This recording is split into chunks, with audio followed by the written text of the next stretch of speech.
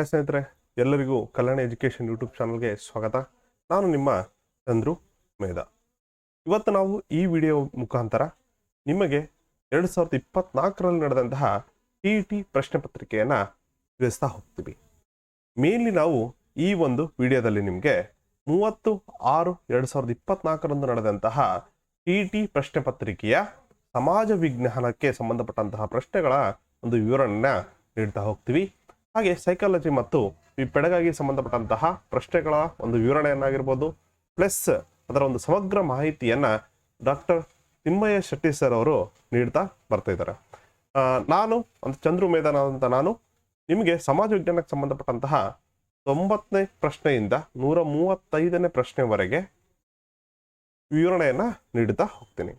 ಹಾಗಾದರೆ ಬನ್ನಿ, ಈ ಒಂದು ಪ್ರಶ್ನೆ ಪತ್ರಿಕೆಯಲ್ಲಿ ಏನೆಲ್ಲ ಕೇಳಿದ್ದ, ಹಾಗೆ ಮುಂಬರುವ ಒಂದು ಪರೀಕ್ಷೆಯಲ್ಲಿ ಯಾವ ರೀತಿಯ ಒಂದು ಪ್ರಶ್ನೆಗಳನ್ನು ಕೇಳ್ತಾನೆ ಅನ್ನೋದನ್ನು ನಾವು ಡಿಸ್ಕಷನ್ ಮಾಡ್ತಾ ಹೋಗೋಣ. ಆ್ಯಕ್ಚುಲಿ ಈ ವಿಡಿಯೋ ಬಂದ್ಬಿಟ್ಟು ನಾವು ಲೈವ್ ಕ್ಲಾಸಸ್ಸನ್ನು ಮಾಡಬೇಕಾಗಿತ್ತು, ಬಟ್ ಡ್ಯೂ ಟು ಸ್ವಲ್ಪ ಲೋ ನೆಟ್ವರ್ಕ್ ಇರೋ ಕಾರಣದಿಂದಾಗಿ, ಪ್ಲಸ್ ನಮ್ಮ ಊರಿನಲ್ಲಿ ಸತತವಾಗಿ ಕಳೆದ 2 ದಿನಗಳಿಂದ ಮಳೆ ಬರ್ತಾನೆ ಇದೆ. ಆ ಎಲ್ಲ ಕಾರಣದಿಂದಾಗಿ ಸ್ವಲ್ಪ ನೆಟ್ವರ್ಕ್ ಇಶ್ಯೂಸ್ ಕಾರಣದಿಂದ ಇದನ್ನು ನಾವು ರೆಕಾರ್ಡ್ ಮಾಡಿ ಅಪ್ಲೋಡ್ ಮಾಡ್ತಾ ಇದ್ದೀವಿ. ಓಕೆ, ಹಾಗೆ ನಮ್ಮ ಒಂದು ಡೈಲಿ ರೆಗ್ಯುಲರ್ ಕ್ಲಾಸಸ್ಗೋಸ್ಕರ ನಮ್ಮದೇ ಆದಂತಹ ಒಂದು ವಾಟ್ಸಪ್ ಚಾನಲ್ ಕೂಡ ಇದೆ. ಅದರಲ್ಲಿ ಡೈಲಿ ಲಿಂಕ್ಸ್ ಆಗ್ತಾ ಹೋಗ್ತೀವಿ. ಅದರ ಒಂದು ಲಿಂಕನ್ನು ಕೂಡ ನಾವು ವಾಟ್ಸಪ್ ಚಾನಲ್ ಲಿಂಕನ್ನು ನಾವು ಡಿಸ್ಕ್ರಿಪ್ಷನಲ್ಲಿ ನೀಡಿರ್ತೀವಿ. TETಗೆ ಪ್ರಿಪೇರ್ ಆಗ್ತಿದ್ದಂಥವ್ರು, ಎಸ್ಪೆಷಲಿ TETಗೆ ಅಂತಲೇ ಕ್ಲಾಸಸ್ ಮಾಡ್ತಾ ಇದ್ದೀವಿ. TETಗೆ ಪ್ರಿಪೇರ್ ಆಗ್ತಿರೋರು ಬಂದು ಜಾಯ್ನ್ ಆಗ್ಬೋದು. ಓಕೆ, ಇಲ್ಲಿ ನೋಡ್ರಿ, ಕರ್ನಾಟಕ ಟೆಟ್ ಪತ್ರಿಕೆ 2ರ ಒಂದು ಸಂಕ್ಷಿಪ್ತ ವಿವರಣೆ ಆಗಿರುತ್ತೆ. ಟೋಟಲ್ 150 ಕ್ವಶನ್ಸ್ ಇರುತ್ತೆ. ಓಕೆ, ಅದರಲ್ಲಿ ಕನ್ನಡ, ಇಂಗ್ಲಿಷ್, ಬಾಲ ವಿಕಾಸ ಮತ್ತು ಬೋಧನಾಶಾಸ್ತ್ರ ಇದನ್ನ ಯಾರು ಪಾಠ ಮಾಡ್ತಾರಪ್ಪ ಅಂತಂದ್ರೆ ತಿಮ್ಮಯ್ಯ ಶೆಟ್ಟಿ ಸರ್ ಅವರು ಪಾಠ ಮಾಡ್ತಾರೆ. ಓಕೆ, ಈ ಪಾರ್ಟ್ 4 ಇದೆಯಲ್ಲ, ಸಮಾಜ ವಿಜ್ಞಾನವನ್ನ, ಇದನ್ನ ನಾನು ಎಕ್ಸ್ಪ್ಲೇನ್ ಮಾಡ್ತಾ ಹೋಗ್ತೀನಿ. ಇದು ಪ್ರಿವಿಯಸ್ ಅಲ್ಲಿ ನಡೆದಿರಂತಹ ಒಂದು ಪ್ರಶ್ನೆ ಪತ್ರಿಕೆ ಆಗಿರುತ್ತೆ. ಹಾಗಾದ್ರೆ ಪ್ರಶ್ನೆ ನೋಡ್ರಿ ಯಾವ ರೀತಿ ಕೇಳಿದ್ದ, same as it is test ಒಂದು ಟೆಟ್ಟಿ ಕ್ವಶನ್ ಪೇಪರಲ್ಲಿ ಯಾವ ರೀತಿ ಇತ್ತೋ ಅದೇ ಪ್ಯಾಟರ್ನ್ ತಗೊಂಡಿದ್ದೀವಿ ನಾವು. ಕರ್ನಾಟಕದಲ್ಲಿ ಕಂಡು ಬಂದಿರುವ ಪ್ರಥಮ ಸಂಸ್ಕೃತ ಶಾಸನ ಯಾವುದು ಅಂತ ಕೇಳಿದ್ದಾನೆ. ಓಕೆ, ಇಲ್ಲಿ ಸಂಸ್ಕೃತ ಶಾಸನನೇ ಬೇಡ, ಆಲ್ ಓವರ್ ಇಂಡಿಯಾ ಅಂತ ಕಂಪೇರ್ ಮಾಡಿದಾಗ ಬೇರೆ ಬರುತ್ತೆ. ಬಟ್ ಇಲ್ಲಿ ಕರೆಕ್ಟಾಗಿ ಮೆನ್ಷನ್ ಮಾಡಿದ್ರೆ ನೀನು ಕರ್ನಾಟಕದಲ್ಲಿ ಕಂಡು ಬಂದಿರುವ ಪ್ರಥಮ ಸಂಸ್ಕೃತ ಶಾಸನ ಯಾವುದು ಅಂತೇಳಿ. ಓಕೆ, ಒಂದು ಹಿಂಟ್ ಕೊಡಲೆ ನಿಮಗೆ. ಬಾದಾಮಿ ಶಾಸನ, ಮಳವಳ್ಳಿ ಶಾಸನ, ತಾಳಗುಂದ ಶಾಸನ ಮತ್ತು ಚಂದ್ರವಳ್ಳಿ ಶಾಸನ ಅಂತಿದೆ. ಕರ್ನಾಟಕದಲ್ಲಿ ಕಂಡು ಬರುವಂತಹ ಮೊಟ್ಟ ಮೊದಲ ಸಂಸ್ಕೃತ ಶಾಸನವನ್ನು ಯಾರು ಹೊರಡಿಸ್ತಾರಪ್ಪ ಅಂತಂದ್ರೆ ಅದು ಕನ್ನಡದ ಮನೆತನವಾದಂತಹ ಕದಂಬರು ಹೊರಡಿಸ್ತಾರೆ. ಓಕೆ, ಕದಂಬರು ಹೊರಡಿಸ್ತಾರೆ. ಹಾಗೆ ಕನ್ನಡದಲ್ಲಿ ಕಂಡು ಬರುವಂತಹ ಮೊಟ್ಟ ಮೊದಲ ಶಾಸನವನ್ನು ಕೂಡ ಈ ಕದಂಬರೇ ಹೊರಡಿಸ್ತಾರೆ. ಅದರ ಹೆಸರೇನು? ಹಲ್ಮಿಡಿ ಶಾಸನ ಅಂತೇಳಿ. ಹೌದಾ? ಹಾಗಾದರೆ ಸಂಸ್ಕೃತದಲ್ಲಿ ಕಂಡು ಬಂದಿರುವಂತಹ ಶಾಸನ ಯಾವುದು, ಅದು ಕರ್ನಾಟಕದಲ್ಲಿ ಅಂತಂದ್ರೆ ಯಾವುದು? ಬಾದಾಮಿ, ಮಳವಳ್ಳಿ, ತಾಳಗುಂದ ಮತ್ತು ಚಂದ್ರವಳ್ಳಿ. ನಾನು ಯಾವ ರೀತಿ ಕ್ವಶನ್ ಕೇಳ್ತಾ ಹೋಗ್ತೀನಿ ಅದೇ ರೀತಿಯಾಗಿ ನೀವು ಕೂಡ ಕಮೆಂಟ್ಸ್ ಅಲ್ಲಿ ನಿಮ್ಮ ಆನ್ಸರ್ಸ್ ಅನ್ನ ತಿಳಿಸ್ತಾ ಹೋಗ್ರಿ. ಅದು ನಿಮಗೂ ಕೂಡ ಇಂಪ್ರೂವೈಸೇಷನ್ ಆಗುತ್ತೆ. ಹಾಗಾದ್ರೆ ಯಾವುದು ಕರ್ನಾಟಕದಲ್ಲಿ ದೊರೆತಿರುವಂತಹ ಮೊಟ್ಟ ಮೊದಲ ಸಂಸ್ಕೃತ ಶಾಸನ ಯಾವುದು ಅಂದ್ರೆ ಅದು ತಾಳಗುಂದ ಶಾಸನ ಆಗಿರುತ್ತೆ. ಓಕೆ, ಹಾಗಾದ್ರೆ ಈ ತಾಳಗುಂದ ಶಾಸನವನ್ನ ಯಾರು ಹೊರಡಿಸ್ತಾರೆ, ಯಾವ ರಾಜನ ಕಾಲದಲ್ಲಿ ಹೊರಡಿಸ್ತಾರೆ, ಯಾವ ಒಂದು ಕವಿ ಇದನ್ನ ಬರೀತಾನೆ, ಕವಿ ಕುಬ್ಜ ಅಂತೇಳಿ ಬರ್ತಾನೆ, ಯಾರು ಬರೀತಾರೆ ಅನ್ನೋದನ್ನ ನೋಡ್ತಾ ಹೋಗೋಣ ಅಂತ. ಶಾಂತಿವರ್ಮನ ಕಾಲ ನೋಡ್ರಿ, ಕದಂಬ ಸಾಮ್ರಾಜ್ಯದ ಸ್ಥಾಪಕ ಯಾರು? ಮಯೂರ ವರ್ಮ ಅಂತೇಳಿ ಕರಿತೀವಿ. ಓಕೆನಾ? ಮಯೂರ ವರ್ಮ ಪಿಕ್ಚರ್ ನೋಡಿದಿರಲ್ಲ, ಡಾಕ್ಟರ್ ರಾಜ್ಕುಮಾರ್ ಅವ್ರದ್ದು. ಓಕೆ, ಅವರೇ ಮಯೂರ ಶರ್ಮಾ ಅಂತೇಳಿ ಕೂಡ ಕರಿತೀವಿ. ಅವರು ಈ ಒಂದು ಕದಂಬ ಸಾಮ್ರಾಜ್ಯವನ್ನ ಸ್ಥಾಪನೆ ಮಾಡ್ತಾರೆ. ಈ ಶಾಂತಿವರ್ಮನ ಕಾಲದಲ್ಲಿ ನೋಡ್ರಿ 455ರಿಂದ 475 ಈತ ತಾಳಗುಂದ ಸ್ತಂಭ ಶಾಸನವನ್ನ ಹೊರಡಿಸ್ತಾನೆ. ಓಕೆನಾ? ಇದು ತಾಳಗುಂದದ ಪ್ರಣವೇಶ್ವರ ದೇವಾಲಯ ಅಂತೇಳಿ ಕರಿತೀವಿ. ಓಕೆ, ತಾಳಗುಂದದ ಪ್ರಣವೇಶ್ವರ ದೇವಾಲಯ ಅಂತ ಕರಿತೀವಿ. ಆ ದೇವಾಲಯದ ಮುಂಭಾಗದಲ್ಲಿ ಈ ತಾಳಗುಂದ ಸ್ತಂಭ ಶಾಸನವನ್ನ ಹೊರಡಿಸಿದ್ದಾರೆ. ಓಕೆ, ಈ ಶಾಂತಿವರ್ಮನ ಆಸ್ಥಾನದ ಕವಿಯಾದಂತಹ ಕುಬ್ಜ ಕವಿ ಅಂತೇಳಿ ಬರ್ತಾನೆ. ಈ ಕುಬ್ಜ ಕವಿ ಈ ತಾಳಗುಂದ ಶಾಸನವನ್ನ ಹೊರಡಿಸ್ತಾನೆ. ಹಾಗೆ ಇದು ಕರ್ನಾಟಕದಲ್ಲಿ ದೊರೆತಿರುವಂತಹ ಪ್ರಥಮ ಸಂಸ್ಕೃತ ಶಾಸನ ಕೂಡ ಆಗಿರುತ್ತೆ. ಓಕೆ, ಹಾಗಾದ್ರೆ ಇದು ಏನೆಲ್ಲ ಉಲ್ಲೇಖ ಮಾಡ್ತಪ್ಪ ಅಂದ್ರೆ ಕದಂಬರ ರಾಜವಂಶ ಹಾಗೂ ಮತ್ತೆ ಶಾಂತಿವರ್ಮನ ಆಳ್ವಿಕೆಯ ಮಾಹಿತಿಯನ್ನ ನೀಡುತ್ತೆ. ಇನ್ನೊಂದು ದಿ ಮೋಸ್ಟ್ ಇಂಪಾರ್ಟೆಂಟ್, ಮುಂಬರುವ ಒಂದು ಪರೀಕ್ಷೆಯಲ್ಲಿ ಕೇಳಿದ್ರು ಕೂಡ ಕೇಳ್ಬೋದು. ಬೆಂಜಮಿನ್ ಲೆವಿಸ್ ರೈಸ್ ಅಂದ್ರೆ BL ರೈಸ್ ಅಂತೇಳಿ ಕರಿತೀವಿ. ಓಕೆ, 1894ರಲ್ಲಿ ಈ ಶಾಸನವನ್ನು ಸಂಶೋಧನೆ ಮಾಡಿ ಏನ್ ಮಾಡ್ತಾನೆ, ಎಪಿಗ್ರಾಫಿಯಾ ಕರ್ನಾಟಿಕ ಅಂತೇಳಿ ಒಂದು ಗ್ರಂಥ ಇರುತ್ತೆ. ಆ ಗ್ರಂಥದಲ್ಲಿ ಈ ಶಾಸನವನ್ನ ಪ್ರಕಟಣೆ ಮಾಡ್ತಾನೆ. ನೆಕ್ಸ್ಟ್ ನೋಡ್ರಿ, ಇನ್ನು ಕೆಲವು ಶಾಸನಗಳಿದಾವೆ, ಹೌದಿಲ್ಲ? ಮಳವಳ್ಳಿ ಶಾಸನ, ಚಂದ್ರವಳ್ಳಿ ಶಾಸನ, ಮತ್ತೇನಾಗುತ್ತಪ್ಪ ಅಂತಂದ್ರಲ್ಲಿ ಬಾದಾಮಿ ಶಾಸನ ಅಂತಿದೆ. ಬಾದಾಮಿ ಶಾಸನ ಯಾರು ಓಡಿಸ್ತಾರೆ ಅಂದ್ರೆ ಬಾದಾಮಿಯ ಚಾಲುಕ್ಯರು. ಓಕೆ, ಅಂದ್ರೆ ಇವರು ಕದಂಬರ ನಂತರ ಬರ್ತಾರೆ. ಮಯೂರವರ್ಮನ ಚಿತ್ರದುರ್ಗದಲ್ಲಿರುವಂತಹ ಚಂದ್ರವಳ್ಳಿಯ ಮಳವಳ್ಳಿ ಶಾಸನವು ಯಾವ ಭಾಷೆಯಲ್ಲಿ ಇದೆ? ಅದು ಪ್ರಾಕೃತ ಭಾಷೆಯಲ್ಲಿ ಇದೆ.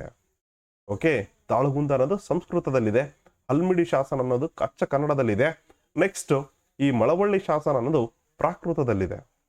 ಇದರ ವಿಶೇಷತೆ ಏನಪ್ಪಾ, ಮಳವಳ್ಳಿ ಶಾಸನದ ವಿಶೇಷತೆ ಏನಪ್ಪಾ ಅಂತಂದ್ರೆ ಇದು ಕರ್ನಾಟಕದಲ್ಲಿ ದೊರೆತಂತಹ ಮೊಟ್ಟ ಮೊದಲ ತಾಮ್ರಪಟ ಶಾಸನ ಆಗಿದೆ. ಓಕೆ, ತಾಮ್ರದ ಮೇಲೆ ಕೆತ್ತಿರ್ತಾರೆ. ಓಕೆ, ಒಂದು ವೇಳೆ ಏನಾದರೂ ಕಲ್ಲಿನ ಮೇಲೆ ಒಂದು ಶಾಸನವನ್ನು ಹೊರಡಿಸಿದ್ರೆ ಅದನ್ನ ಶಿಲಾಶಾಸನ ಅಂತೇಳಿ ಕರಿತೀವಿ. ಶಾಸನಗಳಲ್ಲಿ ಹಲವಾರು ವಿಧಗಳಿದಾವೆ. ಓಕೆ, ಹಾಗೆ ಇಲ್ಲಿ ದೇವಸ್ಥಾನದಲ್ಲಿರುವಂತಹ ಗಂಟೆಗಳ ಮೇಲೆ ಹೊರಡಿಸಿದ್ರೆ ಅದನ್ನ ನಾವು ಗಂಟೆ ಶಾಸನ ಅಂತೇಳಿ ಕರಿತೀವಿ. ಹಾಗೆ ತಾಮ್ರಗಳ ಮೇಲೆ ಕೆತ್ತಿದ್ರಿಗಿನ ಅದನ್ನ ನಾವು ತಾಮ್ರಪಟ ಶಾಸನ ಅಂತೇಳಿ ಕರಿತೀವಿ. ಆ ರೀತಿಯಾಗಿ ಈ ಮಳವಳ್ಳಿ ಶಾಸನ ಇದೆಯಲ್ಲ, ಕರ್ನಾಟಕದಲ್ಲಿ ದೊರೆತಂತಹ ಮೊದಲ ತಾಮ್ರಪಟ ಶಾಸನ ಆಗಿರುತ್ತೆ. ನೆಕ್ಸ್ಟ್, ಚಿತ್ರದುರ್ಗದ ಚಂದ್ರವಳ್ಳಿಯ ಶಾಸನದ ಪ್ರಕಾರ, ಅದ್ರ ಪ್ರಕಾರ ಚಿತ್ರದುರ್ಗದ ಚಂದ್ರವಳ್ಳಿ ಶಾಸನದ ಪ್ರಕಾರ ಮಯೂರವರ್ಮ ಏನ್ ಮಾಡ್ತಾನೆ, ಚಂದ್ರವಳ್ಳಿ ಕೆರೆ ಒಡ್ಡನ್ನ ಎತ್ತರಿಸಿದನೆಂದು ಅಂತೇಳಿ ಉಲ್ಲೇಖ ಮಾಡಲಾಗಿದೆ. ಹಾಗಾಗಿ ಈ ಚಂದ್ರವಳ್ಳಿ ಶಾಸನ ಆಗಿರ್ಬೋದು, ಮಳವಳ್ಳಿ ಶಾಸನ ಆಗಿರ್ಬೋದು, ಮತ್ತು ತಾಳಗುಂದ ಮತ್ತೆ ಹಲ್ಮಿಡಿ ಶಾಸನ ಇವೆಲ್ಲವೂ ಕೂಡ ಯಾರಿಗೆ ಸಂಬಂಧಪಟ್ಟಿದ್ದು ಅಂತಂದ್ರೆ ಇದು ಕದಂಬ ರಾಜರಿಗೆ ಸಂಬಂಧಿಸಿದ ಶಾಸನಗಳು ಆಗಿರ್ತವೆ. ಓಕೆನಾ? ಹಾಗೆ ಹಲ್ಮಿಡಿ ಶಾಸನವನ್ನ ನೋಡ್ಬಿಟ್ರಿ.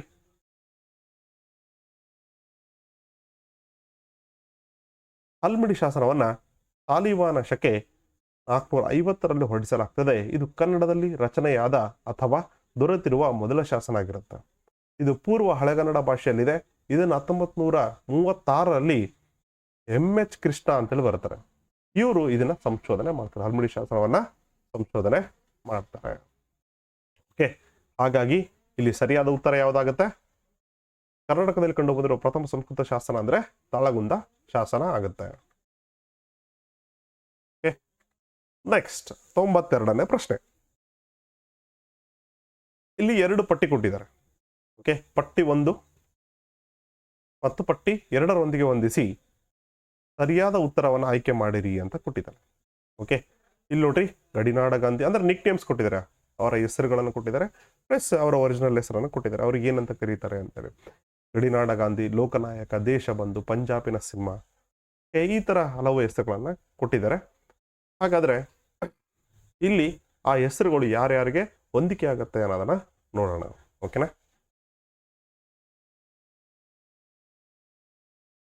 ಯಾಕಂದ್ರೆ ಈಗ ಜವಾಹರ್ಲಾಲ್ ನೆಹರು ಅವ್ರಿಗೆ ಏನಂತ ಕರಿತೀವಿ? ಚಾಚಾ ನೆಹರು ಅಂತ ಕರಿತೀವಿ, ಅಥವಾ ಚಾಚಾ ಅಂತ ಕರಿತೀವಿ, ಹೌದಿಲ್ಲ? ಅದೇ ತರನೇ ಇಲ್ಲಿ ಕೆಲವು ನಿಕ್ ನೇಮ್ಸ್ ಇದೆ, ನೋಡೋಣ. ಗಡಿನಾಡ ಗಾಂಧಿ ಅಂತ ಯಾರನ್ನ ಕರಿತೀವಿ ನಾವು?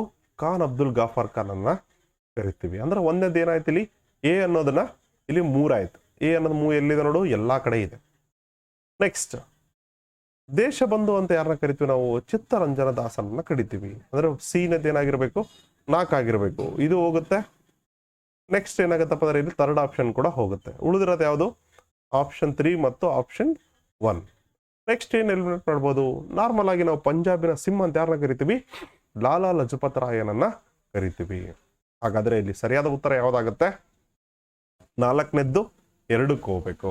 ಆಪ್ಷನ್ 1 ಇಲ್ಲಿ ಸರಿಯಾದಂತಹ ಉತ್ತರ ಆಗುತ್ತೆ. ಓಕೆನಾ? ಈ ತರ ಎಲಿಮಿನೇಷನ್ ಮಾಡ್ತಾ ಹೋಗ್ಬೇಕು. ಒಂದೊಂದಾಗಿ ಫಿಲ್ಟರ್ ಮಾಡ್ತಾ ಹೋದ್ರೆ ನಿಮ್ಗೆ ಆನ್ಸರ್ ಈಸಿಯಾಗಿ ಸಿಗುತ್ತೆ.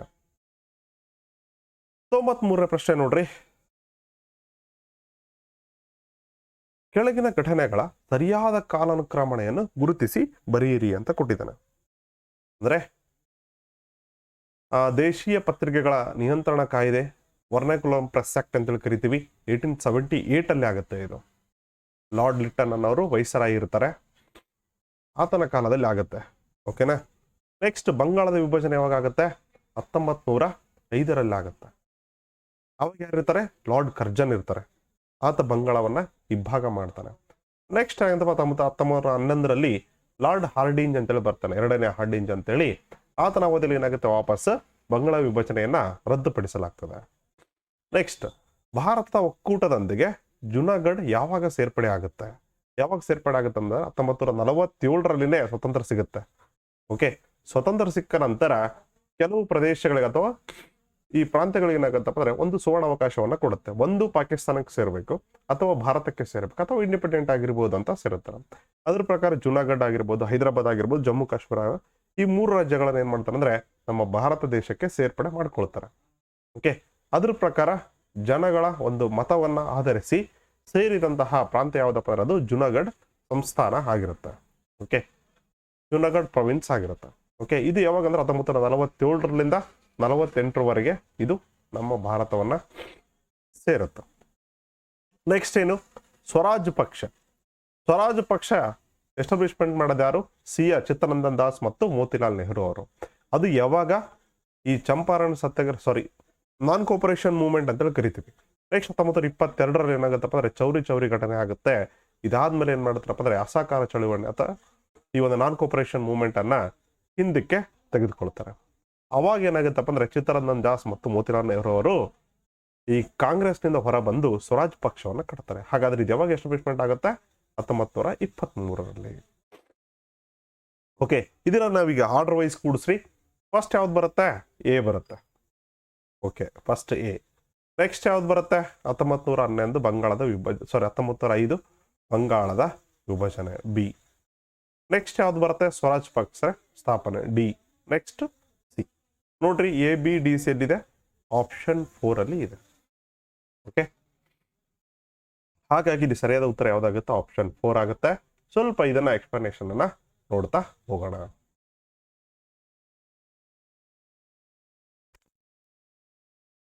ಓಕೆ, ಹಾಗಾದ್ರೆ ಎಕ್ಸ್ಪ್ಲನೇಷನ್ ನೋಡ್ತಾ ಹೋಗೋಣ. ಈಗ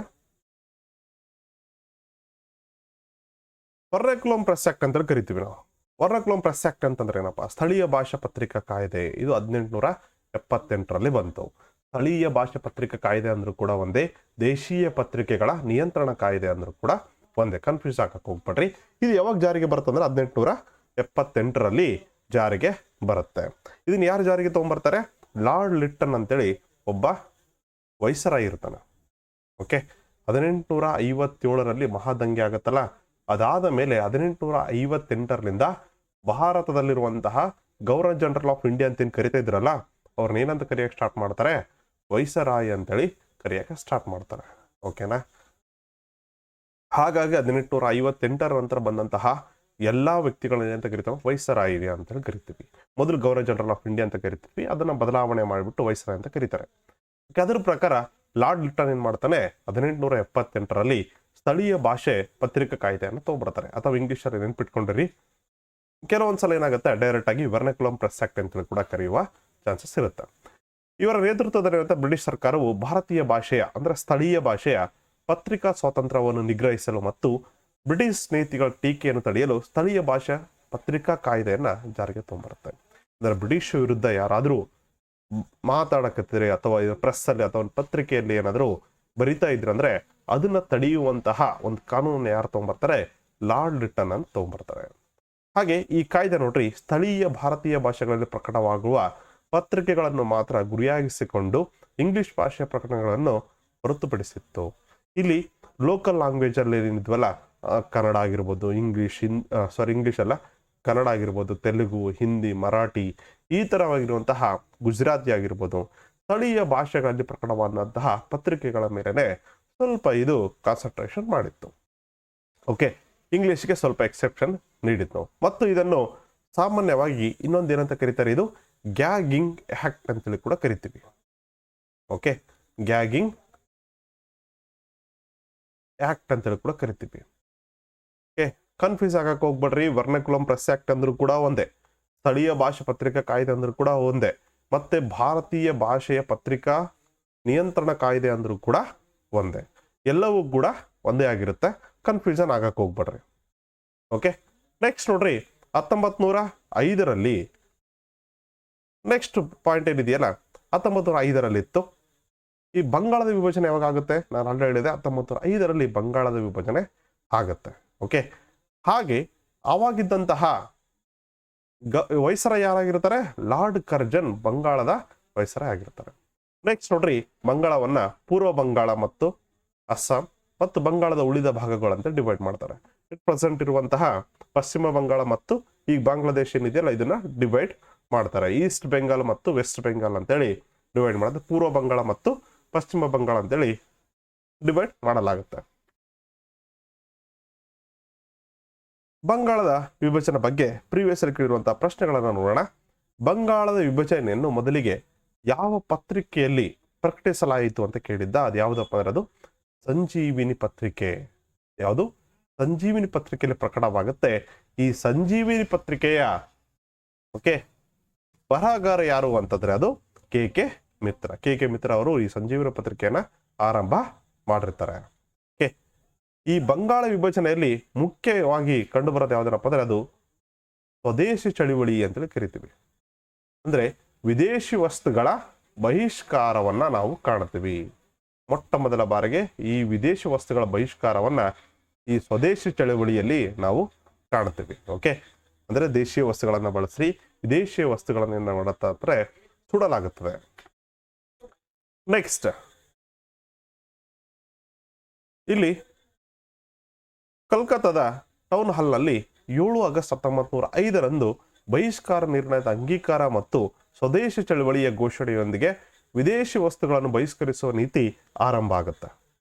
ಯಾವಾಗ? 1905 ಆಗಸ್ಟ್ ಅಲ್ಲಿ. ಬಟ್ ಆಕ್ಚುಲ್ ಆಗಿ ಮೊದಲೇ ಹೇಳಿರ್ತಾರೆ ಅವರು ಬೈಫರಿಫಿಕೇಶನ್ ಮಾಡ್ತೀವಿ ಅಂತೇಳಿ, ಬಂಗಾಳವನ್ನ ಇಬ್ಬಾಗ ಮಾಡ್ತೀವಿ ಅಂತ ಹೇಳಿರ್ತಾರೆ. ಬಟ್ ಅಫಿಷಿಯಲ್ ಡೇಟ್ ಅನ್ನ ಮಾಡಿರಲ್ಲ. ಓಕೆ, ಅವಾಗ್ಲೇ ನಾವೇನ್ ಮಾಡಿರ್ತೀವಿ, ಆಗಸ್ಟ್ ಅಲ್ಲಿನೇ ನಾವು ಸ್ವದೇಶಿ ಚಳವಳಿಯನ್ನ ಸ್ಟಾರ್ಟ್ ಮಾಡಿರ್ತೀವಿ. ಅದಾದ ಮೇಲೆ ಏನಾಗುತ್ತಪ್ಪ, ಅಕ್ಟೋಬರ್ 16 1905 ಏನಾಗುತ್ತಪ್ಪ ಅಂದ್ರೆ ಈ ಬಂಗಾಳದ ವಿಭಜನೆ ಜಾರಿಗೆ ಬರುತ್ತೆ. ಓಕೆ, ಆಗ ಬಂಗಾಳದಾದ್ಯಂತ ಶೋಕಾಚರಣೆಯ ದಿನವನ್ನಾಗಿ ಆಚರಿಸಲಾಗುತ್ತದೆ. ಓಕೆ, ಹಾಗೆ ರವೀಂದ್ರನಾಥ್ ಟ್ಯಾಗೋರ್ ಅವರು ಈ ಅಕ್ಟೋಬರ್ 16 1905 ಏನಂತ ಕರಿತೀರಪ್ಪ ಅಂದ್ರೆ ಕಪ್ಪು ದಿನ ಅಥವಾ ಬ್ಲ್ಯಾಕ್ ಡೇ ಅಂತೇಳಿ ಕರೆಯಲಾಗುತ್ತದೆ. ಯಾಕಂದ್ರೆ ಬ್ರಿಟಿಷರು ಮೂಲ ಉದ್ದೇಶನಾಗಿರುತ್ತೆ ಅವ್ರದ್ದು ಒಡೆದು ಆಳುವ ನೀತಿ ಆಗಿರುತ್ತೆ. ಓಕೆ, ಎಲ್ಲರೂ ಒಗ್ಗಟ್ಟಾಗಿದ್ರೆ ಅವ್ರನ್ನ ನಾವು ಗೆಲ್ಲಕ್ಕಾಗಲ್ಲ ಅನ್ನೋದು ಒಂದು ಕನ್ಫರ್ಮೇಶನ್ ಅವ್ರಿಗೆ ಗೊತ್ತಾಗಿದೆ. ಅದಕ್ಕೋಸ್ಕರ ಏನ್ ಮಾಡ್ತಾರೆ, ಅವ್ರನ್ನ ರಿಲಿಜಿಯನ್ ಬೇಸಿಸ್ ಮೇಲೆ ಡಿವೈಡ್ ಮಾಡ್ತಾ ಹೋಗ್ತಾರೆ. ಅದರಲ್ಲಿ ಒಂದು ಮುಖ್ಯ ಘಟನೆನೇ ಈ ಬಂಗಾಳದ ವಿಭಜನೆ. ಓಕೆ, 1905 ಬಂಗಾಳ ವಿಭಜನೆ ಆಯಿತು. ಓಕೆ, ಈ ದೇಶೀಯ ಪತ್ರಿಕೆ ನಿಷೇಧ ಕಾಯ್ದೆಯನ್ನು ಕೂಡ ಯಾವಾಗ 1878 ಜಾರಿಗೆ ತಗೊಂಡ್ಬರ್ತಾರೆ. ಹಾಗೆ ಈ ಜುನಗಢ ಅನ್ನೋದನ್ನ ಭಾರತಕ್ಕೆ 1947 48 ಸೇರ್ಪಡೆ ಮಾಡಲಾಗುತ್ತೆ. ಓಕೆ, ಜುನಗಢನ್ನ ಮೊದಲು ಯಾವ ಒಬ್ಬ ನವಾಬ ಆಳ್ವಿಕೆ ಮಾಡ್ತಿದ್ದಂದ್ರೆ ಆತ ಮೊಹಮ್ಮದ್ ಖಾಂಜ್ವಿ 3 ಅಂತೇಳಿ ಅರ್ಥ. ಥರ್ಡ್ ನವಾಬ್ ಮಹಾಬತ್ ಖಾಂಜಿ ಅಂತೇಳಿ ಈತ ಆಳ್ವಿಕೆ ಮಾಡ್ತಿರ್ತಾನೆ. ಈ ಜುನಾಗಢ್ನಲ್ಲಿ 80% ಜನರು ಹಿಂದೂಗಳಾಗಿರ್ತಾರೆ. ಓಕೆ, ಈತ ನವಾಬ್ ಏನ್ ಮಾಡ್ತಾನೆ, ತನ್ನ ದಿವಾನಿ ಅಂದ್ರೆ ಪ್ರಧಾನಿಯಾದಂತಹ ಶಾ ನವಾಜ್ ಭುಟ್ಟೋನಿಂದ ಪ್ರಭಾವಿತನಾಗಿ ಆಗಸ್ಟ್ 15 1947 ಆಲ್ರೆಡಿ ಹೇಳಿದೆ ನಾನು ನಿಮ್ಗೆ 3 ಆಪ್ಷನ್ ಕೊಟ್ಟಿದ್ರು. ಒಂದು ಇಂಡಿಯಾಕ್ಕೆ ಸೇರ್ಬೋದು, ಪಾಕಿಸ್ತಾನಕ್ಕೆ ಸೇರ್ಬೋದು, ಒಂದು ಸ್ವತಂತ್ರವಾಗಿ ಉಳಿಬೋದು ಅಂತ. ಓಕೆ, ಭಾರತಕ್ಕೆ, ಪಾಕಿಸ್ತಾನಕ್ಕೆ ಮತ್ತು ಸ್ವತಂತ್ರ 3 ಆಪ್ಷನ್ ಕೊಟ್ಟಿದ್ದಾರೆ. ಓಕೆ, ಬಟ್ ಈ ಒಂದು ನವಾಬ್ ಏನ್ ಮಾಡ್ತಾನಪ್ಪ ಅಂದ್ರೆ ತನ್ನ ಪ್ರಧಾನಿಯ ಮಾತನ್ನು ಕೇಳ್ಬಿಟ್ಟು ಈ ಆಗಸ್ಟ್ 15 1947 ಪಾಕಿಸ್ತಾನಕ್ಕೆ ಸೇರ್ಬೋದು ಅಂತೇಳಿ ಘೋಷಣೆ ಮಾಡ್ತಾರೆ. ಓಕೆ, ಅದ್ರ ಪ್ರಕಾರ ಏನ್ ಮಾಡುತ್ತೆ, ಪಾಕಿಸ್ತಾನ ಕೂಡ ಸೆಪ್ಟೆಂಬರ್ 13 1947 ಈ ಒಂದು ಜುನಾಗಢನ್ನ ಸೇರೋಗೋಸ್ಕರ ಒಂದು ಒಪ್ಪಂದವನ್ನ ಮಾಡ್ಕೊಳ್ತದೆ. ಓಕೆ, ಅದರಂತೆ ಈ ನವಾಬರ ಕುಟುಂಬ ಕೂಡ ಅಕ್ಟೋಬರ್ 1947 ಪಾಕಿಸ್ತಾನಕ್ಕೆ ಕೂಡ ಹೋಗುತ್ತೆ. ಓಕೆ, ಯಾಕಂದ್ರೆ ಇಲ್ಲಿ ಆಲ್ಮೋಸ್ಟ್ 80% ಹಿಂದೂ ಜನ ಇದ್ದಾರೆ. ಇವ್ರು ಏನ್ ಹೇಳ್ತಾ ಇದಾರೆ, ಭಾರತಕ್ಕೆ ಸೇರ್ತೀವಿ ಅಂತ ಹೇಳ್ತಿದ್ದಾರೆ. ಗುಜರಾತ್ನ ಬಾರ್ಡರ್ ಸ್ಟೇಟ್. ಓಕೆ, ಬಟ್ ಏನ್ ಮಾಡಿದ್ದಾರೆ ಇಲ್ಲಿ ನವಾಬ್ ಏನ್ ಮಾಡಿದಾನೆ, ಪಾಕಿಸ್ತಾನಕ್ಕೆ ಸೇರಿಸ್ತೀರ ಅಂತ ಹೇಳ್ಬಿಟ್ಟು ಅಲ್ಲಿ ಗೊಂದಲ ಉಂಟಾಗುತ್ತೆ. ಅವಾಗ ಅಲ್ಲಿರುವಂತಹ ನವಾಬ ಎಲ್ಲಿಗೆ ಪಲಾಯನ ಆಗ್ತಾನೆ, ಪಾಕಿಸ್ತಾನಕ್ಕೆ ಪಲಾಯನ ಆಗ್ತಾನೆ. ಯಾರ ಮೇಲೆ ಬಿಟ್ಟು, ಈ ಒಂದು ದಿವಾನ ಆದಂತ ಅಂದ್ರೆ ಪ್ರಧಾನಿ ಅಂತ ಶಾ ನವಾಜ್ ಭುಟ್ಟೋನನ್ನ ಬಿಟ್ಬಿಟ್ಟು ಆತ ಪಾಕಿಸ್ತಾನಕ್ಕೆ ಹೋಗ್ತಾನೆ. ಅವಾಗ ಏನ್ ಮಾಡ್ತಾನಪ್ಪ ಅಂದ್ರೆ ನೆಕ್ಸ್ಟ್ ನವೆಂಬರ್ 7, 1947 ಓಕೆ ಮತ್ತೆ ಇಲ್ಲೊಂದು ಒಪ್ಪಂದ ಆಗುತ್ತೆ.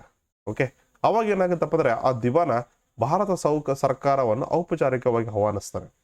ಓಕೆ ನೀವೇ ಬರೀ ನಮ್ಮ ಒಂದು ಜುನಾಗಢ್ ಪ್ರಾಂತ್ಯವನ್ನ ಭಾರತಕ್ಕೆ ಸೇರಿಸ್ತೀವಿ ಅಂತೇಳಿ. ಅದ್ರ ಪ್ರಕಾರ ಇಲ್ಲಿ ವೋಟಿಂಗ್ ನಡೆಯುತ್ತೆ. ಓಕೆ ಎಲೆಕ್ಷನ್ ನಡೆಯುತ್ತೆ. ಭಾರತಕ್ಕೆ ಸೇರೋರು ಎಷ್ಟು ಜನ, ಪಾಕಿಸ್ತಾನಕ್ಕೆ ಸೇರೋರು ಎಷ್ಟು ಜನ ಅಂತೇಳಿ. ಆ ಥರ ಫೆಬ್ರವರಿ 1948 ವೋಟಿಂಗ್ ನಡೆಯುತ್ತೆ. ಆ ವೋಟಿಂಗ್ ಪ್ರಕಾರ 99% ಜನ ಏನ್ ಮಾಡ್ತಾರಪ್ಪ ಅಂತಂದ್ರೆ ಭಾರತಕ್ಕೆ ಸೇರ್ತೀವಿ ಅಂತೇಳಿ ಓಟನ್ನು ಹಾಕ್ತಾರೆ. ಈ ಮೂಲಕ 1948 ಈ ಜುನಾಗಢ್ ಪ್ರಾಂತ್ಯವನ್ನು ಎಲ್ಲಿ ಸೇರಿಸಲಾಗ್ತದೆ, ಗುಜರಾತ್ನಲ್ಲಿರುವಂತಹ ಜುನಾಗಢ್ ಪ್ರಾಂತ್ಯವನ್ನ ಭಾರತಕ್ಕೆ ಸೇರಿಸ್ತಾರೆ. ಅದರಂತೆ ಹೈದರಾಬಾದಲ್ಲಿ ಕೂಡ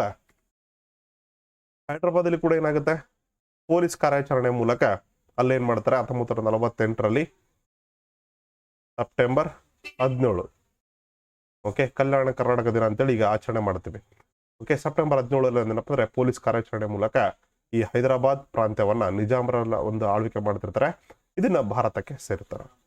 ಹಾಗೆ ಜಮ್ಮು ಕಾಶ್ಮೀರವನ್ನು ಕೂಡ ಕೆಲವು ಒಪ್ಪಂದಗಳ ಮೂಲಕ ಏನ್ ಮಾಡ್ತಾರೆ ಭಾರತಕ್ಕೆ ಸೇರಿಸಲಾಗ್ತದೆ. ಓಕೆ ನೆಕ್ಸ್ಟ್ ಅದೇ ಹೇಳಿದೆ ನಾನು, ಸ್ವರಾಜ್ ಪಕ್ಷ ಅಂತೇಳಿ ಏನಿಲ್ಲ. 1920 ನಾನ್ ಕೋಪರೇಷನ್ ಮೂವ್ಮೆಂಟ್ ಸ್ಟಾರ್ಟ್ ಆಗುತ್ತೆ. 1917 ಗಾಂಧೀಜಿಯವರು ಮೊದಲು ಒಂದು ಏನಾಗುತ್ತಪ್ಪ ಅಂದ್ರೆ ಚಂಪಾರಣ ಸತ್ಯಾಗ್ರಹವನ್ನ ಮಾಡಿ ಭಾರತದ ಒಂದು ಸತ್ಯಾಗ್ರಹಕ್ಕೆ ಧುಮುಕ್ತಾರೆ. ಅದರಂತೆಯೇ ಈ ಒಂದು ಗಾಂಧೀಜಿಯವರು ಕರೆ ಕೊಟ್ಟಿರ್ತಾರೆ. 1920 ನಾನ್ ಕೋಪರೇಷನ್ ಮೂವ್ಮೆಂಟ್ ಅನ್ನ ಸ್ಟಾರ್ಟ್ ಮಾಡ್ತಾರೆ. ಬಟ್ 1922 ಇದೇನಾಗುತ್ತಪ್ಪ ಅಂದ್ರೆ ಚೌರಿ ಘಟನೆ ಆಗುತ್ತೆ. ಅಂದ್ರೆ ಪೊಲೀಸರನ್ನ ಪೊಲೀಸ್ ಸ್ಟೇಷನ್ ಅಲ್ಲಿ ದಹನ ಮಾಡ್ತಾರೆ. ಈ ಹಿಂಸಾತ್ಮಕ ಕೃತ್ಯ ಗಾಂಧೀಜಿಯವರಿಗೆ ಇಷ್ಟ ಆಗಲ್ಲ, ಯಾಕಂದ್ರೆ ಅವರು ಅಹಿಂಸೆ ತತ್ವವನ್ನ ಪಾಲಿಸೋರಾಗಿರ್ತಾರೆ. ಓಕೆ ಇದನ್ನ ಒಂದು ವಿರೋಧಿಸಿ ಏನ್ ಮಾಡ್ತಾರೆ ಮಹಾತ್ಮ ಗಾಂಧೀಜಿಯವರು ಈ ಅಸಹಕಾರ ಚಳವಳಿಯನ್ನ ಸ್ಟಾಪ್ ಮಾಡಿಬಿಡ್ತಾರೆ, ಹಿಂತೆಗೆದುಕೊಂಡು ಬಿಡ್ತಾರೆ.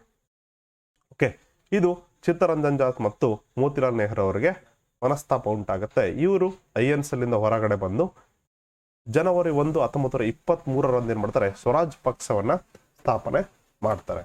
ಓಕೆ ಹಾಗಾದ್ರೆ ಈ ಸ್ವರಾಜ್ ಪಕ್ಷ ಮತ್ತು INCಗೆ ಏನ್ ಡಿಫ್ರೆನ್ಸ್ ಇತ್ತಪ್ಪ? ಸ್ವರಾಜ್ಯ ಪಕ್ಷದಾದಂತಹ ಮೋತಿಲಾಲ್ ನೆಹರು ಮತ್ತು ಚಿತ್ತರಂಜನ್ ದಾಸ್ ಅವರು ಏನು ಇಟ್ಕೊಂಡಿರ್ತಾರಪ್ಪ ಅಂತಂದ್ರೆ, ಇವರು ಶಾಸಕಾಂಗ ಮಂಡಳಿಗಳನ್ನ ಪ್ರವೇಶಿಸಿ ಮತ್ತು ಬ್ರಿಟಿಷ್ ಸರ್ಕಾರದ ನೀತಿಗಳನ್ನು ಒಳಗಿನಿಂದ ತಡೆಯುವುದು ಯಾರಾಗಿರುತ್ತೆ, ಈ ಒಂದು ಸ್ವರಾಜ್ ಪಕ್ಷದ ನೀತಿ ಆಗಿರುತ್ತೆ. ಬಟ್ INC ಏನಾಗಿರುತ್ತೆ, ಅವರ ಒಂದು ಬ್ರಿಟಿಷರ ಶಾಸಕಾಂಗವನ್ನ ಒಳಗಡೆ ಸೇರದೇನೆ ಹೊರಗಡೆಯಿಂದ ಪ್ರತಿಭಟನೆ ಮಾಡೋದಾಗಿರುತ್ತೆ. ಬಟ್ ಈ ಸ್ವರಾಜ್ಯ ಪಕ್ಷದ ನೀತಿ ಏನಾಗಿರುತ್ತಪ್ಪ ಅಂದ್ರೆ ಶಾಸಕಾಂಗದಲ್ಲಿ ಸೇರ್ಬಿಟ್ಟು ಒಳಗಡೆಯಿಂದ ನೀತಿಗಳನ್ನ ಬದಲಾವಣೆ ಮಾಡೋದು ಇವರ ಮೂಲ ಉದ್ದೇಶ ಆಗಿರುತ್ತೆ. ಓಕೆ ಆ ಮೂಲಕ ಭಾರತೀಯರಿಗೆ ಹೆಚ್ಚಿನ ಸ್ವಾಡಳಿತ ಮತ್ತು ರಾಜಕೀಯ ಹಕ್ಕುಗಳಿಗೆ ಒತ್ತಾಯಿಸುವುದು ಇವರ ಮೂಲ ಕೆಲಸ ಆಗಿರುತ್ತೆ. ಓಕೆನಾ? ಹಾಗಾಗಿ ಇಲ್ಲಿ ಆಪ್ಷನ್ ಯಾವ್ದು ಕರೆಕ್ಟ್ ಆಗುತ್ತೆ? ಆಪ್ಷನ್ 1 ಇಲ್ಲಿ ಆಪ್ಷನ್ 4 ಇಲ್ಲಿ ಸರಿಯಾದಂತ ಉತ್ತರ ಆಗುತ್ತೆ. ದೇಶೀಯ ಪತ್ರಿಕೆಗಳ ನಿಯಂತ್ರಣ ಕಾಯ್ದೆ 1878, ಬಂಗಾಳದ ವಿಭಜನೆ 1905, ಭಾರತದ ಒಕ್ಕೂಟದೊಂದಿಗೆ ಜುನಾಗಢ ಸೇರ್ಪಡೆ 1948, ನೆಕ್ಸ್ಟ್ ಸ್ವರಾಜ್ಯ ಪಕ್ಷ ಸ್ಥಾಪನೆ 1923 ಜನವರಿ 1. ಓಕೆ CR ದಾಸ್ ಮತ್ತು ಮೋತಿಲಾಲ್ ನೆಹರು ಅವರು ಸ್ಥಾಪನೆ ಮಾಡ್ತಾರೆ. ಓಕೆ ಪ್ರಶ್ನೆಯನ್ನ ಇದೇ ತರ ಕೇಳ್ಬೇಕಂತೇನಿಲ್ಲ, ಇದ್ರ ಬೇಸಿಸ್ ಮೇಲೆನೆ ನೆಕ್ಸ್ಟ್ ಕೇಳ್ಬೋದು. ಓಕೆ ಬಂಗಾಳದ ವಿಭಜನೆಯನ್ನ ಹಿಮ್ಮುಖವನ್ನು ಪಡೆದುಕೊಂಡಂತಹ ದಿನ ಯಾವುದು ಅಂತ 1911 ಪಡ್ಕೊಳ್ತಾರೆ. ಅವಾಗ ಲಾರ್ಡ್ ಹಾರ್ಡಿಂಜ್ ಇರ್ತಾರೆ. ಓಕೆ ಈ ತರ ಪ್ರಶ್ನೆಗಳನ್ನು ಕೂಡ ಕೇಳ್ಬೋದು, ಉಲ್ಟಾ ಬುಲ್ಟಾ ಮಾಡಿ ಕೇಳ್ಬೋದು. ನೀವೇನಾಗಿರುತ್ತೆ ಅದ್ರ ಸುತ್ತ ಬರುವಂತ ಯಾವ್ದಾದ್ರು ಒಂದು ಪ್ರಶ್ನೆ ಬಂದಿದೆ ಅಂದ್ರೆ ಅದ್ರ ಸುತ್ತಮುತ್ತ ಏನೆಲ್ಲ ನಡೆದಿದೆ ಅದನ್ನ ತಿಳ್ಕೊಂತ ಹೋಗ್ಬಿಟ್ರೆ ಈಗ ಸಾಕು. ಮ್ಯಾಕ್ಸಿಮಮ್ 10 ಕ್ವಶನ್ ಪೇಪರ್ ಅನ್ನು ರಿವೈಸ್ ಮಾಡಿದ್ರೆ 100 ಮಾರ್ಕ್ಸ್ ಅನ್ನ ಕ್ರಾಸ್ ಮಾಡ್ಬೋದು ನೀವು. ಓಕೆ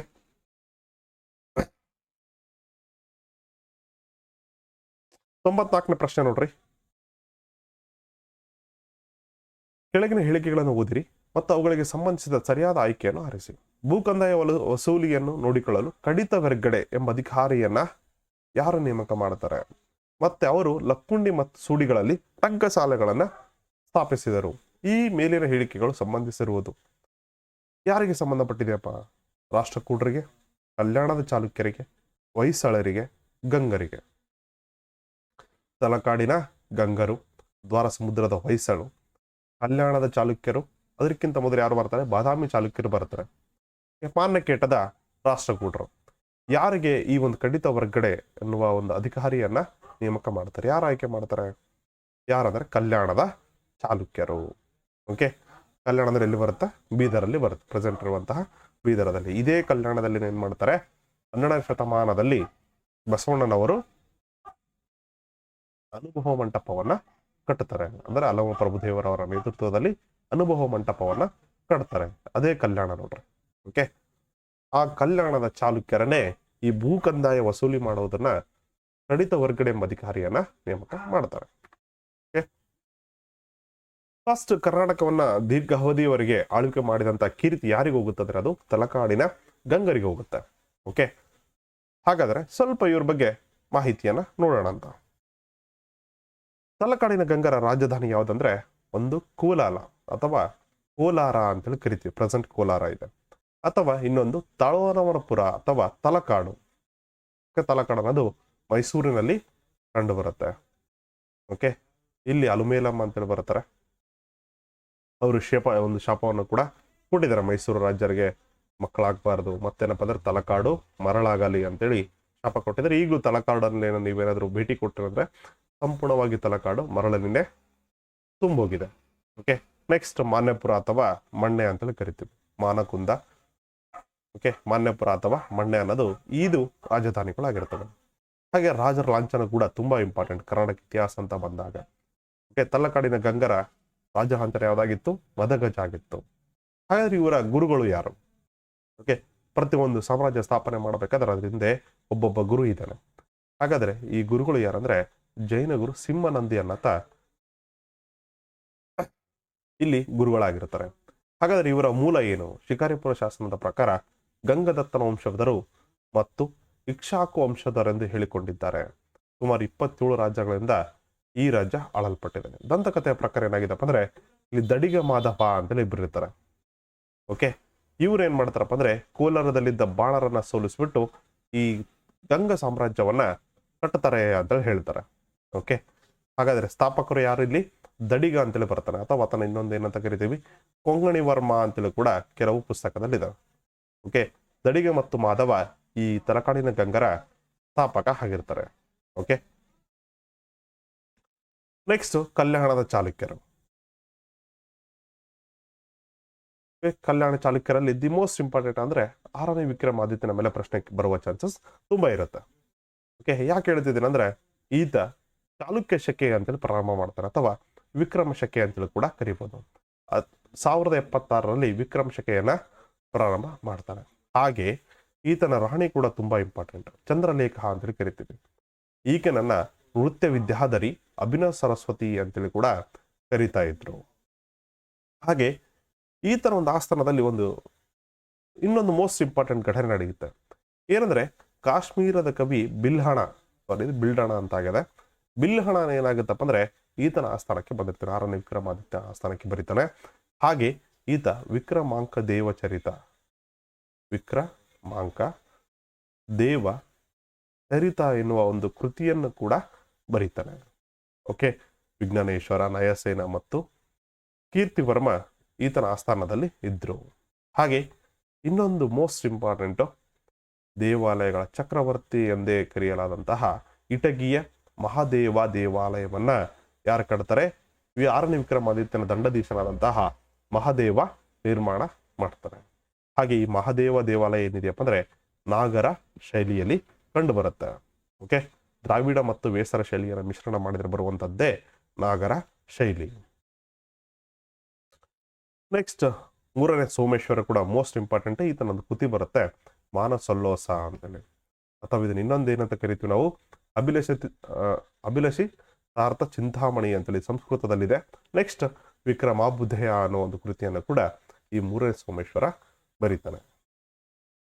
ನೆಕ್ಸ್ಟ್ ದ್ವಾರ ಸಮುದ್ರದ ಹೊಯ್ಸಳರು. ಓಕೆ, ಇವರು ಮೊದಲಿಗೆ ಏನಾಗಿದ್ದಾರಪ್ಪ ಅಂದ್ರೆ ಕಲ್ಯಾಣಿ ಚಾಲುಕ್ಯರ ಸಾಮಂತರಾಗಿರ್ತಾರೆ. ಓಕೆ, ಇದರ ಒಂದು ದ್ವಾರ ಸಮುದ್ರ ಹೊಯ್ಸಳರ ಸ್ಥಾಪಕ ಅಂತ ಯಾರು ಕರಿತೀವಿ ಅಂದ್ರೆ ಅಥವಾ ಮೂಲ ಪುರುಷ ಅಂತೇಳಿ ಸಳನನ್ನ ಕರಿತೀವಿ. ಓಕೆ, ಈತನ ಗುರು ಯಾರಂದ್ರೆ ಸುದತ್ತಾಚಾರ್ಯ ಅಂತೇಳಿ. ಇದೊಂದು ಸ್ಟೋರಿ ಕೂಡ ಇದೆ. ಓಕೆ, ಒಂದು ವಾಸ್ತಂತಿಕ ದೇವಿ ದೇವಾಲಯದಲ್ಲಿ ಕೂತಿರ್ತಾರೆ. ಅಲ್ಲಿಗೆ ಒಂದು ಹುಲಿ ಏನಾಗುತ್ತಪ್ಪ ಅಂದ್ರೆ ಆಕ್ರಮಣ ಮಾಡುತ್ತೆ. ಆಗೇನಾಗುತ್ತಪ್ಪ ಅಂದ್ರೆ ಸುದತ್ತಾಚಾರ್ಯರು ಏನಾಗುತ್ತಪ್ಪ ಅಂದ್ರೆ ಇಲ್ಲಿ ಸಳನ ಆತ ಒಂದು ಶಿಷ್ಯ ಕೂಡ ಅಲ್ಲೇ ಇರ್ತಾನೆ. ಸಳ ಒಂದು ಏನ್ ಮಾಡ್ತಾರಪ್ಪ ಅಂದ್ರೆ ಆ ಹುಲಿಯ ಮೇಲೆ ಹಾರ್ತಾನೆ. ಓಕೆ, ಆಗ ಆ ಸುದತ್ತಾಚಾರ್ಯರು ಆತನಿಗೆ ಏನಂತ ಆದೇಶ ನೀಡ್ತಾರೆ, ಹೊಯ್ಸಳ ಅಂತ ಕರೀತಾರೆ. ಅದುವೇ ನೆಕ್ಸ್ಟ್ ಏನಾಗುತ್ತೆ, ಇಲ್ಲಿ ಹೊಯ್ಸಳ ಕೂಡ ಆಗತ್ತೆ. ಹಾಗೆ ಲಾಂಛನ ಕೂಡ ಹೆಂಗಿದೆಯಪ್ಪ ಅಂದ್ರೆ ಹುಲಿಯನ್ನ ಕೊಳ್ಳುತ್ತಿರುವಂತಹ ಸಳನ ಒಂದು ಚಿತ್ರನೇ ಈ ಒಂದು ಹೊಯ್ಸಳರ ಲಾಂಛನ ಆಗಿದೆ. ಇವರ ಮೂಲ ನೆಲೆ ಯಾವ್ದಪ್ಪ ಅಂದ್ರೆ ಸೊಸೆ ಊರು ಅಂತೇಳಿ ಚಿಕ್ಕಮಗಳೂರು ಜಿಲ್ಲೆಯಲ್ಲಿ ಬರುತ್ತೆ. ಓಕೆ, ಮಳಗೇರಿ ತಾಲೂಕಿನ ಈಜಿ ಮಳಿಗೆಯಲ್ಲಿ ಕಂಡು ಬರುತ್ತೆ. ಸೊಸೆ ಊರು ಇವರ ಒಂದು ಮೂಲ ನೆಲೆ ಆಗಿರುತ್ತೆ. ರಾಜಧಾನಿ ಮೊದಲು ಬೇಲೂರು, ನಂತರದಲ್ಲಿ ಏನಾಗುತ್ತಪ್ಪ ಅಂದ್ರೆ Dwara Samudra is nothing but Halebidu. Okay, Belur Halebidu ಕೇಳಿದಿರಲ್ಲ. ನೆಕ್ಸ್ಟ್ ರಾಷ್ಟ್ರಕೂಟರು ನೋಡ್ರಿ. ಇವರ ಒಂದು ಇಸ್ವಿ ಬಗ್ಗೆ ಸ್ವಲ್ಪ ವ್ಯತ್ಯಾಸ ಇದೆ. 8ನೇ ತರಗತಿಯಲ್ಲಿನೇ ಬೇರೆ ಇದೆ. ನೆಕ್ಸ್ಟ್ ಕರ್ನಾಟಕದ PUC ಪುಸ್ತಕದಲ್ಲಿನೇ ಸ್ವಲ್ಪ ವ್ಯತ್ಯಾಸ ಇದೆ ಅಷ್ಟೇ. ಏನು 2-3 ವರ್ಷ ಏನು ದೊಡ್ಡ ಅಷ್ಟು ಡಿಫ್ರೆನ್ಸ್ ಆಗಲ್ಲ. ಓಕೆ, ಇವರ ಮೂಲ ಎಲ್ಲಿದೆಪ್ಪ ಅಂದ್ರೆ ಮಹಾರಾಷ್ಟ್ರದ ಲಾತೂರು ಅಥವಾ ಲಟ್ಟಲೂರು ಅಂತೇಳಿ ಕರಿತೀವಿ. ಓಕೆ, ಮೂಲ ಪುರುಷ ಯಾರು? 1ನೇ ಕರ್ಕ. ಇವರ ಲಾಂಛನ ಯಾವುದು ಅಂದ್ರೆ ಅದು ಗರುಡ. ಓಕೆ, ಹಾಗೆ ರಾಜಧಾನಿ ಕಂಡು ಬರೋದು ಮಾನ್ಯಕೇಟ ಅಥವಾ ಮಳವೇಡ ಅಂತೇಳಿ ಕೂಡ ಕರಿತೀವಿ. ಇದು ಕಲಬುರಗಿ ಜಿಲ್ಲೆಯಲ್ಲಿದೆ. ಓಕೆ, ನೆಕ್ಸ್ಟ್ ಇವರು ಕೂಡ ಬಾದಾಮಿ ಚಾಲುಕ್ಯರ ಸಾಮಂತರಾಗಿರ್ತಾರೆ. ಯಾರು? ರಾಷ್ಟ್ರಕೂಟರು. ಹೊಯ್ಸಳರು ಬಂದ್ಬಿಟ್ಟು ಕಲ್ಯಾಣ ಚಾಲುಕ್ಯರ ಸಾಮಂತರಾಗಿರ್ತಾರೆ. ಈಗ ರಾಷ್ಟ್ರಕೂಟರು ಬಂದ್ಬಿಟ್ಟು ಬಾದಾಮಿ ಚಾಲುಕ್ಯರ ಸಾಮಂತರಾಗಿರ್ತಾರೆ. ನೆಕ್ಸ್ಟ್ ಕೊನೆಯ ದೊರೆಯಾದಂತಹ 2ನೇ ಕೀರ್ತಿವರ್ಮನನ್ನ ತಂತಿದುರ್ಗ ಸೋಲಿಸ್ಬಿಟ್ಟು ಈ ರಾಷ್ಟ್ರಕೂಟ ಸಾಮ್ರಾಜ್ಯವನ್ನ ಸ್ಥಾಪನೆ ಮಾಡ್ತಾನೆ. ಓಕೆ, ಸ್ವಲ್ಪ ಕರ್ನಾಟಕ ಇತಿಹಾಸ ಅಂತ ಬಂದಾಗ ಮೊದಲು ಯಾರು ಆಳ್ವಿಕೆ ಮಾಡಿದ್ರು, ನಂತರದಲ್ಲಿ ಯಾರು ಆಳ್ವಿಕೆ ಮಾಡಿರೋದು ದಿ ಮೋಸ್ಟ್ ಇಂಪಾರ್ಟೆಂಟ್ ಆಗುತ್ತೆ. ಓಕೆನಾ? 95 ಪ್ರಶ್ನೆ. ಇದೊಂದು ಪ್ರಶ್ನೆ ಎಕ್ಸ್ಪ್ಲೇನ್ ಮಾಡಿಬಿಟ್ಟು ಮುಂದಿನ ತರಗತಿಯಲ್ಲಿ ನಾವು ನೆಕ್ಸ್ಟ್ ಕ್ಲಾಸಸ್ ಅನ್ನ ಕಂಟಿನ್ಯೂ ಮಾಡ್ತಾ ಹೋಗೋಣ ಅಂತ.